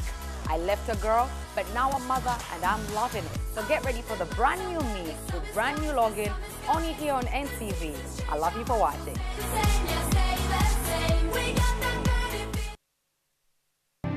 Coming soon on NTV. What is this place? What the hell is happening? My God! Welcome to the Aromas Perfumes Empire. Here, the millionaire Gustavo Brandao calls the shots. It's still not the perfume I want. The new Veronica should be the essence of romance. Only one thing surpasses his power. Enough! his evil reputation. I don't need anyone to suck up to me. Just as the perfumes, which transform with time, Gustavo will also go through changes. One day you're on the top, the next, only God knows. In the Aromas hallways, a trap is about to bring together the destinies of Gustavo and Rose. The humble cleaning lady finds out that in the world of appearances, something did not smell right. But I saw it with my own eyes. They'll take you away for good, and it's today. Who are you? They'll have to find Gustavo in the middle of the desert and finish him for real.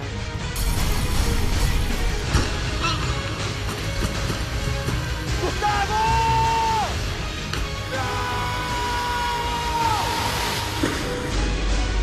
Coming soon on NTV.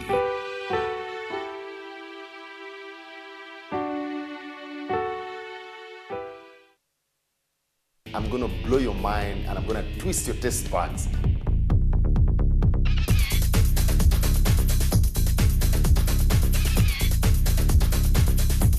The flavors are already coming together. I can feel them. Very lovely, very appetizing, very healthy.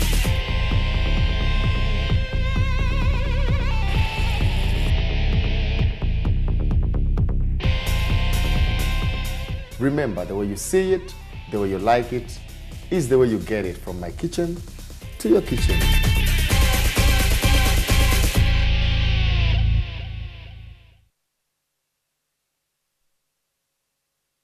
On the next episode, brought to you by... At Orange, we know you want to do more on the internet. That's why we bring you happy hour day and night.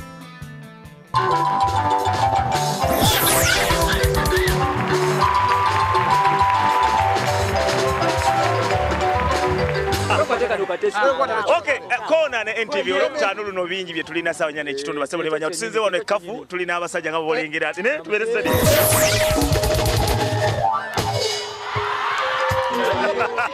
twegatteko nebereleno munakuyange omutima gwaguba nsazeewo katika nedigidire NTV kona sawa nyane kitundu.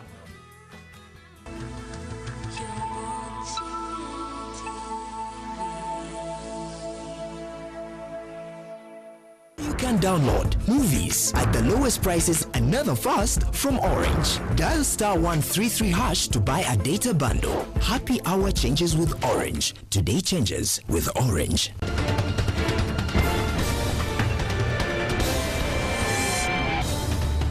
What's your problem?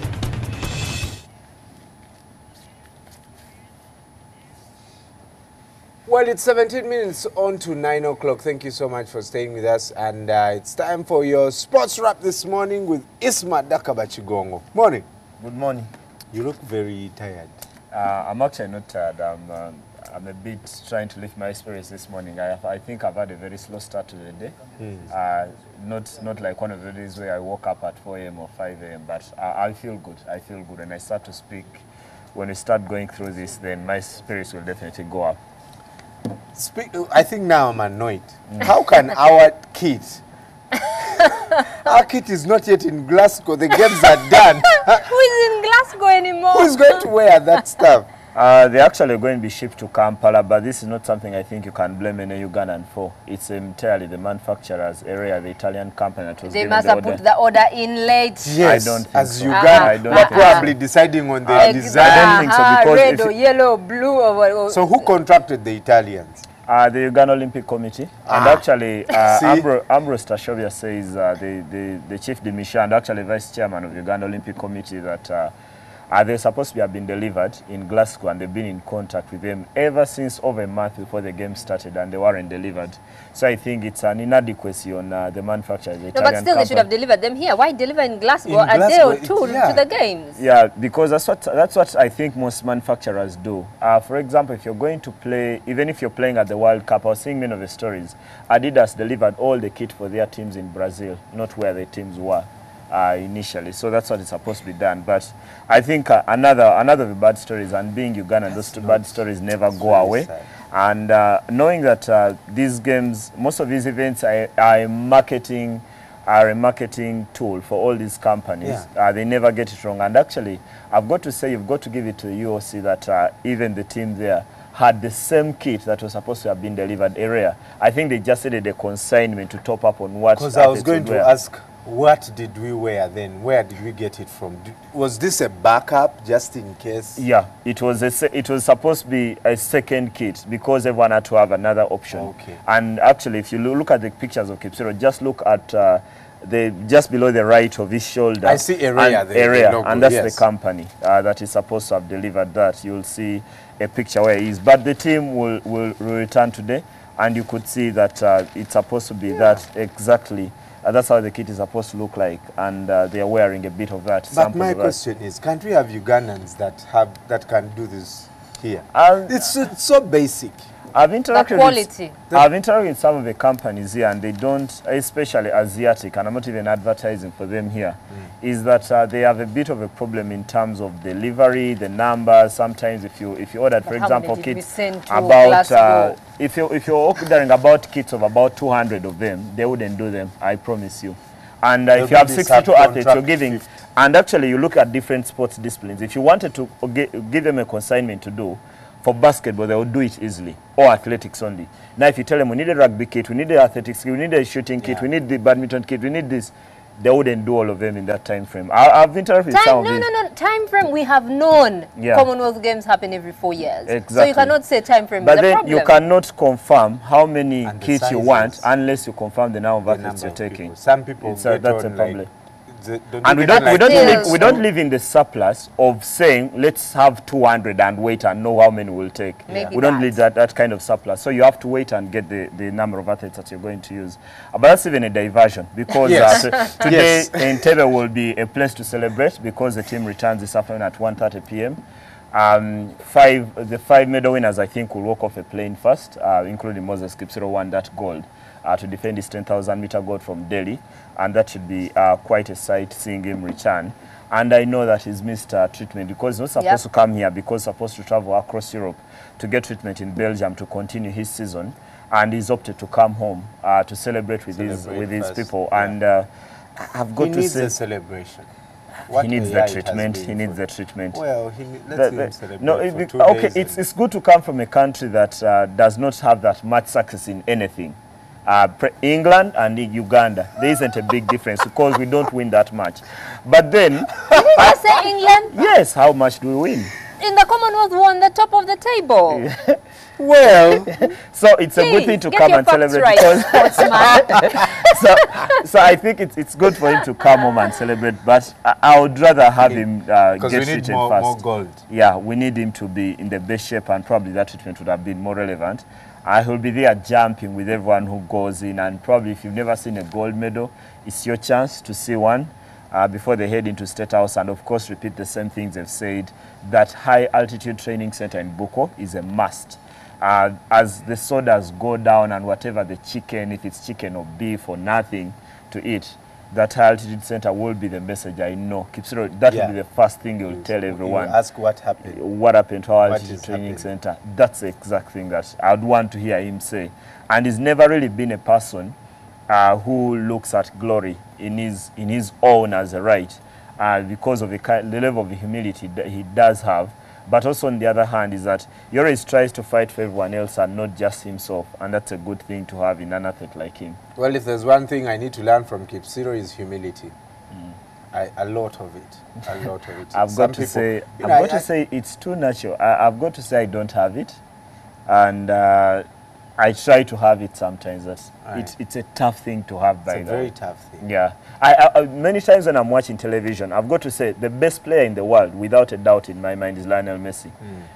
Now we can go after that and think about play of the year, whether he had a good year or not, but the best player in the world is Messi. Every time I see him seated on the bench and I'm thinking, Messi, do you know what you've just done?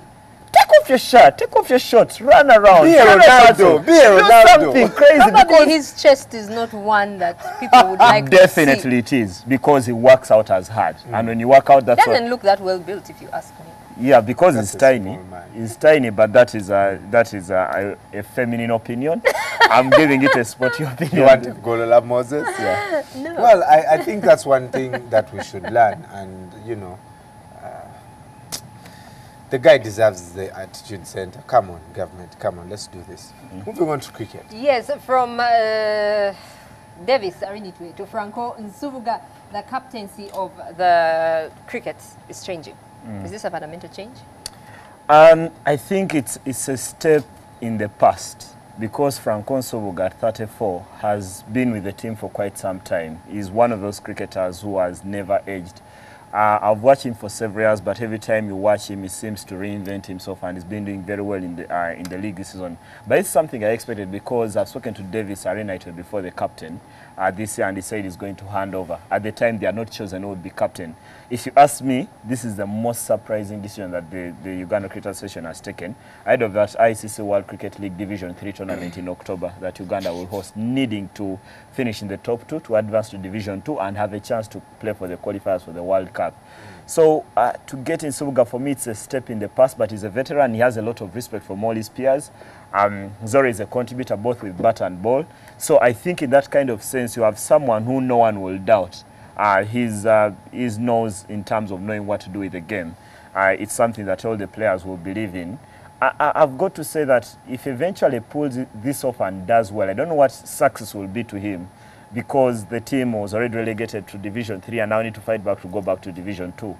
I don't know if he fails to deliver the team to Division 2, then they will be changing again, because Davis Arinitwe has been captain for about the last 3 or 4 years. Will Franco last that long? October will tell. Right. Yeah. Well, KCC AFC left for Kigali last night for the Sekafa Kagame Cup. Do you think they are contenders? They've got to be contenders, but when I look at the history of cases in this tournament, even when they go as one of the better sides in this region, they never do well. That's why they've only won 1 championship. That's back in 1978. What? Yeah, that's what KCC have managed to do. Over the years, KCC, for example, they've made so many attempts to win the double here, and they never do it. Now, when they go to the region, they've only won once. Now, you compare them to teams that are a lot younger, like Villa. Villa have won that competition thrice. Police have won it. Now, for me, George Nsimba has got to go there and start the group stages like it's a house on fire, because he plays in a group that has very tough teams. The Kenyan champions, Gor Mahia, where Bob Williamson will be sitting on the bench for the very last time before moving on to coach Kenya. They've got to be they are playing APR, the strongest team in Rwanda, that will be well supported in Kigali. Now, the way they start the tournament will be very, very important. And I've got to say that eventually, if KCC get past the group stage, because they'll be tested very early, they'll be very good after that in the quarterfinals and the superseding rounds. I was looking back, ever since they won the tournament back in 1978, and Uganda teams have not done that well in this tournament, because Kenya have won this event on 15 occasions, is that ever since they won that, they've only reached 1 quarterfinal. And that is several years of cases winning the league year in 1982, winning it in 1997, in 2008, and then last year. They never seem to cut their teeth when they get to this level. I'm really hoping that they'll go to Kigali and do themselves proud, but very proud. Right. Well, on to golf. The final major is on this weekend. I'm not too sure if maybe you'll let us know if Tiger Woods will be playing, but it surely must be Rory's to take this time.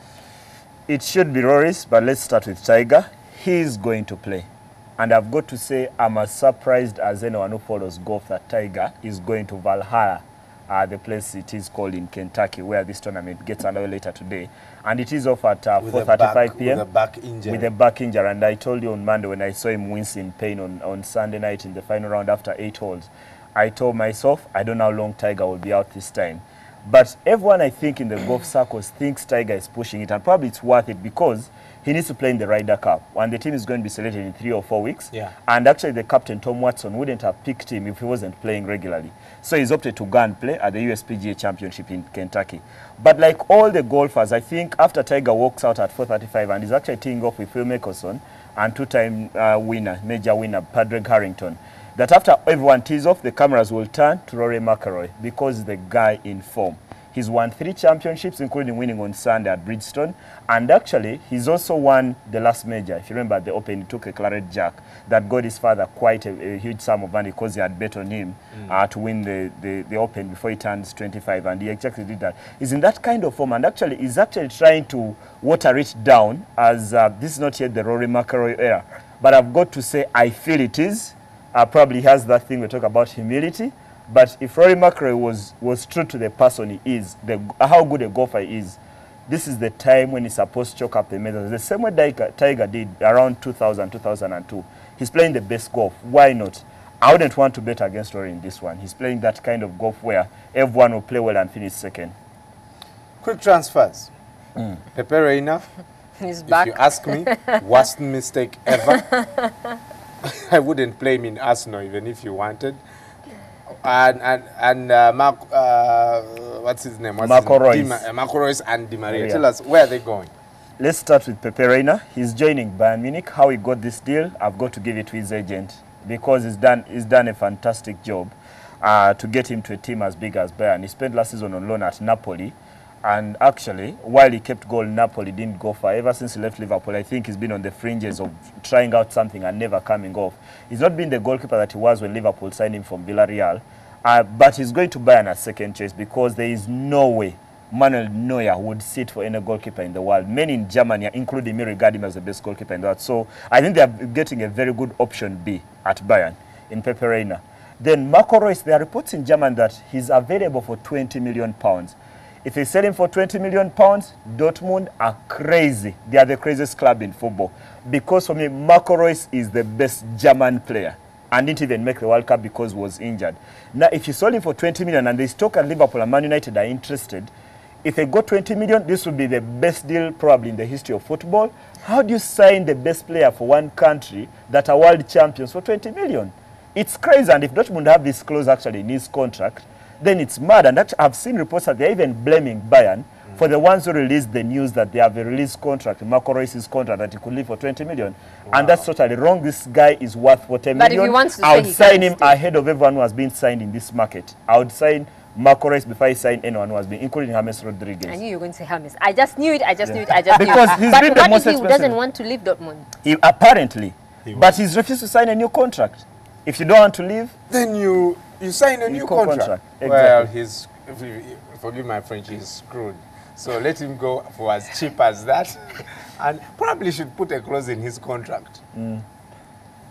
Buyout thing, like what the coaches do. You fire me, you pay me. Yeah. You know. Well, Isma will be back at 1:30 p.m. with Omuli, and we'll be joined by Romancy and Alan. And don't forget, every Monday, Sports Bar coming to you live from Club Silk. What is a morning NTV show without the African proverb? Let's go.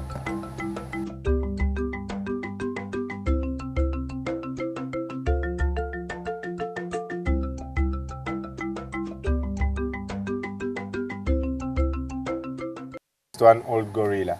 And there's a gorilla here dancing with gorillas. Yeah. Be the gorilla member Mama here. Tendo is a musician. So. I didn't know. I'd like to listen to that. Yeah. So you do not teach the old gorilla the path? I think the it's path what of the forest. It's a Luganda, borrowed from a Luganda. Tosobola kuyigiza mukadde kususaji. You don't teach an old dog new tricks? No. No, you can't teach the gorilla path in the forest because it walks through every single day. So you can't teach your grandmother how to prepare mad. A shabwe? What's yours? You have a we don't chiga? have a shabwe. What do you eat? That is for the Banyankole. What do you eat, you? Millet. So First of all, how can you be? I've never seen a small muchiga. So, no wonder she's not a gorilla. So I think you and Anne are the first small muchigas I've ever met. but yeah. Back to the proverb. Well, it's that clear. It's about knowing, I think, your habitat. Probably, many of us can walk to our bedrooms with eyes closed. We're that good with our habitat because we used to eat. That's the same way probably the gorilla knows the forest. Yeah.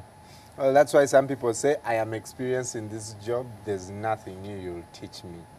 So maybe the takeout might be, get the experience, learn what your job is about. Then no one has the power or authority to teach you what you already know. It's a fantastic Thursday, and make it count today. Like we always say, make it count. Have a fantastic day. Bye-bye.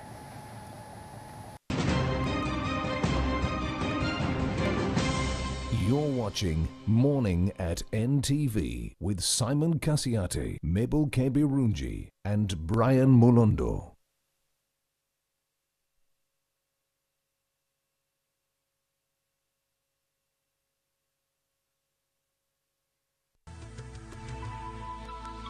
NTV, turning on your world.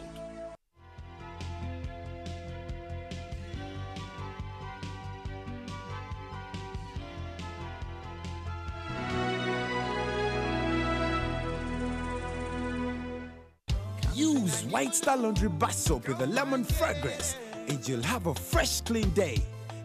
Be like a star. Use White Star. Don't disturb Daddy. My daddy is a star. White Star Laundry Bar Soap. All day fresh clean. Stand up to be counted. Brought to you by UBOS. It's your right.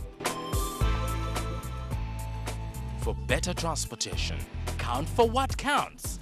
Census is here from 28th August to 6th September.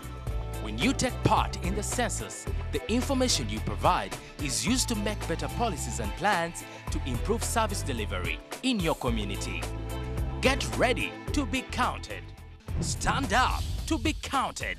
Brought to you by UBOS. It's your right. On the next episode, brought to you by... At Orange, we know you want to do more on the internet. That's why we bring you happy hour day and night. La Patrona. The next episode. You have two options. Give it to me the easy way or the hard way. I'm the director of this hospital. Down the needle. You miss me, witch? This is for you to know that you are nothing compared to me. Alejandro, sweetheart. What is it? I'm sorry, but it was all a trap. Don't move. La Patrona.